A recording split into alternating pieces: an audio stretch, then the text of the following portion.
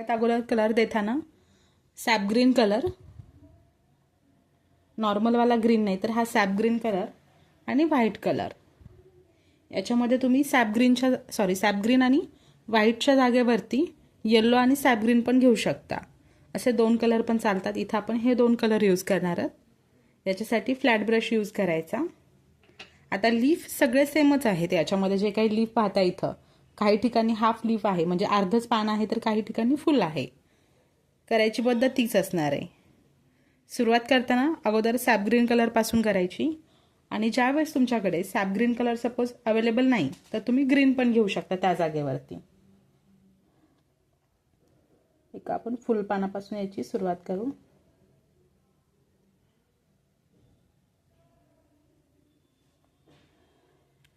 Green कलरची outline यात SAP green, जसा आपला ड्रॉ केलेला शेप आहे त्यानुसारच घ्यायचे. सेकंड बाजूने पण तेच, फक्त सॅप ग्रीन कलरची आउटलाईन. सॅप ग्रीन कलरची आउटलाईन झाली. ब्रश वॉश नाही केला, डायरेक्टली आता व्हाईट कलर घेतला आहे आणि व्हाईट कलर राहिलेल्या स्पेसमध्ये फिल करायचा. इथं अशा पद्धतीने फक्त आतमध्येच करायचा तो.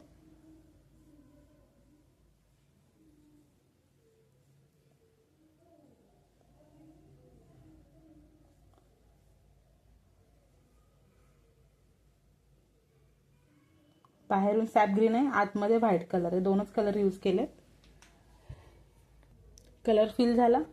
आता सॅप ग्रीन कलर व्यवस्थित असा ब्लेंड करायचा इकडे आतमध्ये, कॉर्नर वरती पण जो घेतलेला कलर होता तोच.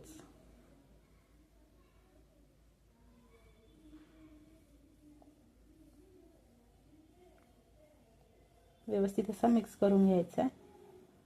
बाहेरून डार्क कलर दिसणार आहे आणि आतमध्ये अगदी लाईट कलर आहे हा.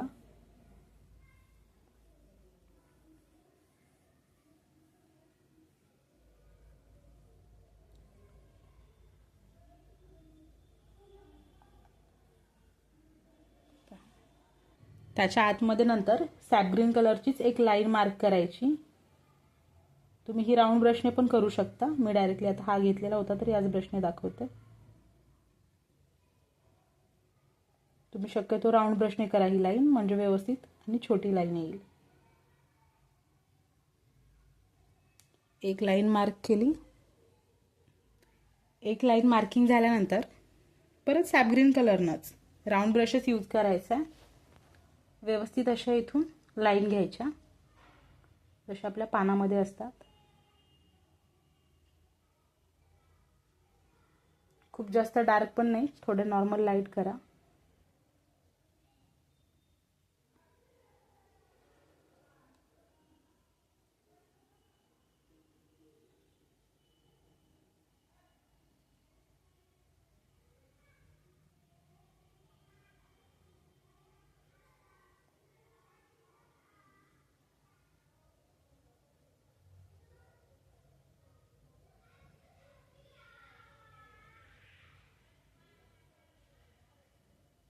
अशा पद्धतीनं हे जे आपण लीफ कंप्लीट केलं याच्यामध्ये फक्त सॅप ग्रीन आणि व्हाईट कलर यूज केला. आता जे नेक्स्ट लीफ असणार आहे त्याच्यामध्ये सॅप ग्रीन कलर आणि येलो कलर असे दोन कलर घ्यायचे आहेत. करायची पद्धत हीच आहे, फक्त व्हाईटच्या जागेवरती येलो कलर घ्यायचा, ज्याने की शेडिंग अजून चेंज होणार आहे. आता हा येलो कलर घ्यायचा आहे, येलो आणि सॅप ग्रीन. आता याच्यातले जे काही पानं आहेत करायची पद्धत तीच असणार आहे, फक्त कलर आपण चेंज करतोय. जसे की सगळ्यात खालचं लीफ आहे, याच्यामध्ये अगोदर सॅप ग्रीन कलरची लाईन घ्यायची.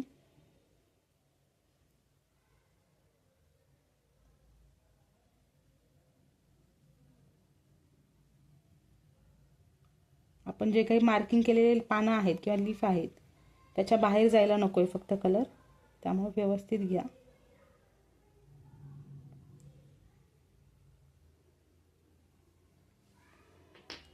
सॅप ग्रीन, त्यानंतर येलो कलर. सेम ब्रशनं येलो द्यायचा आणि याला लगेच ब्लेंड करून घ्यायचं.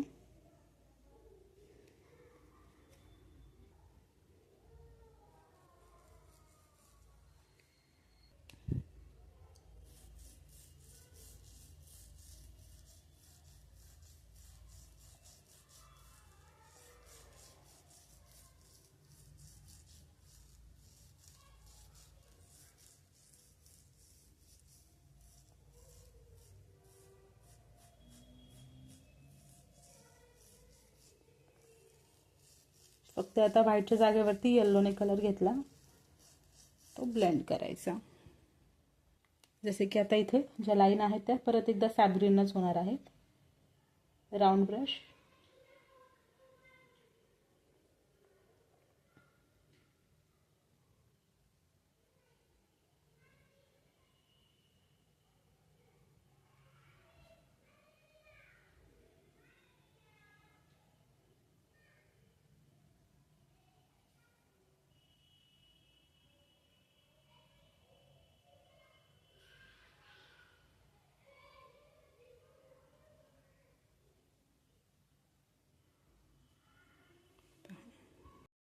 पाहिले 2 टाईपमध्ये. त्याच दोन्हीपैकी तुम्ही कुठल्याही एका टाईपने हे सगळे लीफ करायचे आहेत. जसं हाफ लीफ असेल किंवा काही ठिकाणी कंप्लीट पानं आहेत, ते सगळेच तुम्हाला कंप्लीट करायचे. नंतर एक पाहिलं त्याच पद्धतीने सगळे आहेत.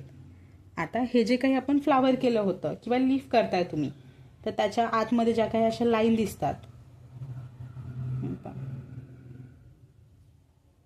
या सगळ्या लाईनमध्ये हा जो सॅबग्रीन कलर आहे तोच कलर द्यायचा.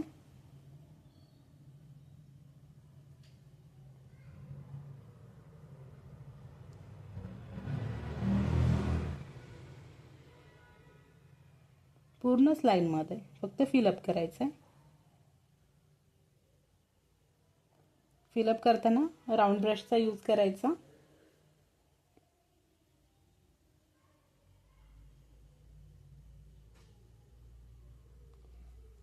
आणि फ्लावर पण जसं आपण एक फ्लावर वरती पिंक केलं तसंच खालचं पिंक आहे, आणि जसं आपण हे स्काय ब्लू केलं सेम ते स्काय ब्लू वरती करायचं, अशा पद्धतीनं.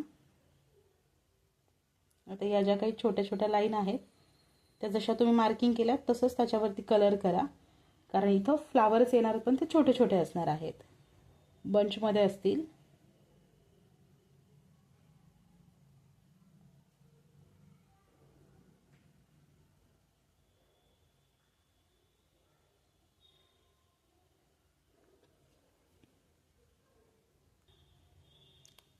आता या वरच्या साईडला पण ज्या काही तुम्ही जेवढ्या लाईन घेतल्या आहेत त्या सगळ्याच लाईनमध्ये द्यायचा हा कलर.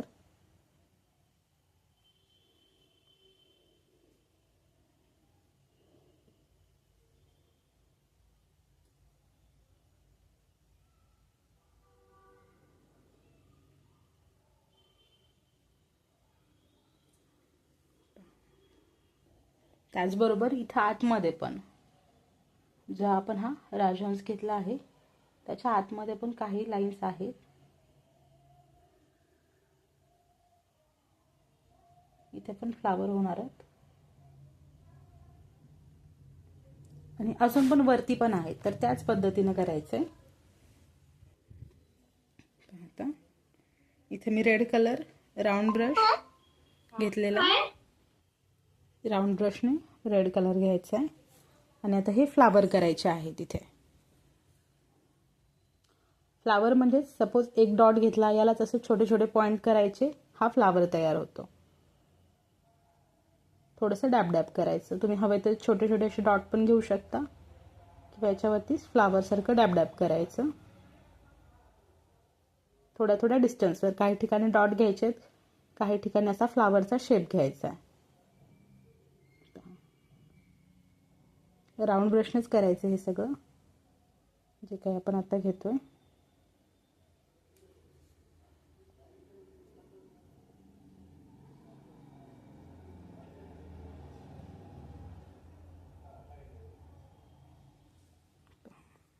फ्लावर झाले, परत खालच्या ठिकाणी पण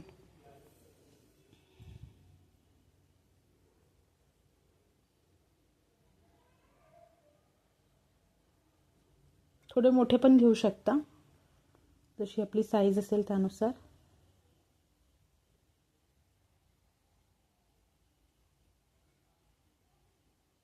काही लहान काही मोठे फ्लावर घ्यायचे.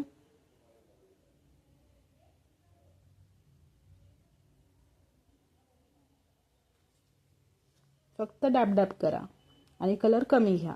जास्त कलर घेतला तर ते व्यवस्थित नाही होणार फ्लावर. जास्त कलर स्प्रेड होईल. काही ठिकाणी नंतर डॉट डॉट द्यायचे राहिलेल्या ठिकाणी.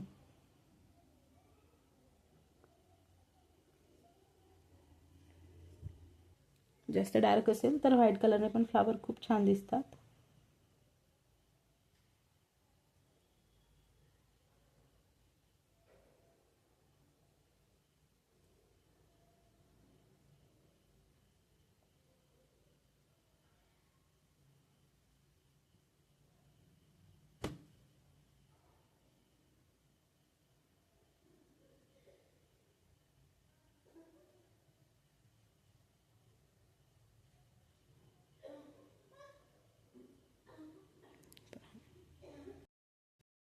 जे फ्लावर केले होते 2, त्याच्या आतमध्ये व्हाईट कलर दिला होता. व्हाईट कलर दिल्यानंतर पुढचा कलर द्यायचा बाकी होता आपला, तर त्यासाठी ऑरेंज कलर घ्यायचा आहे आणि ऑरेंज कलर इथं देऊन घ्यायचा. ऑरेंज घेताना खूप जास्त नाही, जेवढा आपल्याला लागतोय तेवढाच ब्रशवरती घ्या, कारण तिथं खूप जास्तही ओला राहायला नाही पाहिजे कलर. ऑरेंज कलर देऊन घ्यायचा. दोन्ही फ्लावरमध्ये अगोदर बेसला ऑरेंज कलर दिला. आता जसं तुम्ही दोन्ही याच्यामध्ये ऑरेंज कलर द्याल, तो ऑरेंज कलर थोडा ड्राय होऊ द्या नॉर्मल. ज्यावेळेस तो ड्राय होईल त्यावेळेला त्याच्यावरती छोटे छोटे असे ब्लॅक कलरचे डॉट्स घ्यायचे, पूर्ण स्पेसमध्ये भरून. हे तुम्ही स्टिकने पण करू शकता, ब्रशने नाही जमलं तर. छोटी अशी स्टिक घ्यायची आणि त्या स्टिकने करायचं. दोन्ही ठिकाणी हेच करायचंय. घ्या. ब्लॅक कलरने अगोदर डोळ्याचा वगैरे पार्ट जो आहे तो घ्यायचा आहे करून. त्याच्यासाठी इथं पूर्ण ब्लॅक कलर घ्यायचा, जसा काही आपण शेप ड्रॉ केला आहे सेम तसाच. त्यामध्ये ब्लॅक कलर द्यायचा.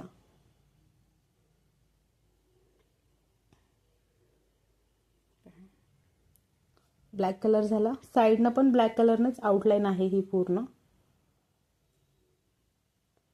कलरला व्यवस्थित कव्हर करून ठेवा, जास्त ओपन ठेवायचे नाही बऱ्याच वेळासाठी, नंतर हे असे ड्राय होतात.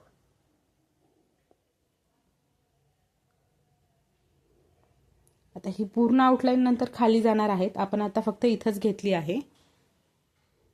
डोळ्याच्या आतमध्ये खूप छोटा असा एक व्हाईट कलरचा डॉट घ्यायचा आहे. डॉटच घ्यायचा आहे, खूप छोटा. जर तुमच्याकडे रेड कलर नसेल तर तुम्ही ऑरेंज किंवा येलो कलर घ्या चोचसाठी. इथं आपण रेड कलर घेतोय.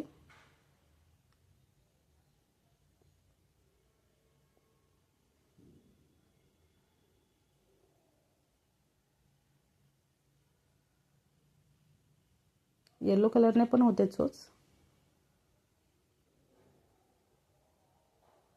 जर आपला फॅब्रिक रेड कलरचा असेल तर तुम्ही तिथं ऑरेंज कलरची वगैरे पण चोच घेऊ शकता. अपोजिट कलर घ्यायचा कधी फॅब्रिकच्या. आता हा जो ब्लॅक कलर आहे हा चोचच्या बरोबर आतमध्ये द्यायचा आहे. अगदी लाईट, जास्त डार्क नाही. आणि साईडने पण हलकासाच घेतला आहे. आता ह्या आउटलाईन्स पूर्ण खालीपर्यंत करायच्या आहेत या राजहंसला, लास्टपर्यंत. आणि जर तुम्ही प्रॅक्टिससाठी करत असाल तर तुम्ही फ्लावरला पण आउटलाईन करू शकता. जर ब्लाऊजवर करताय तर आउटलाईन करायच्या नाहीत फ्लावरला.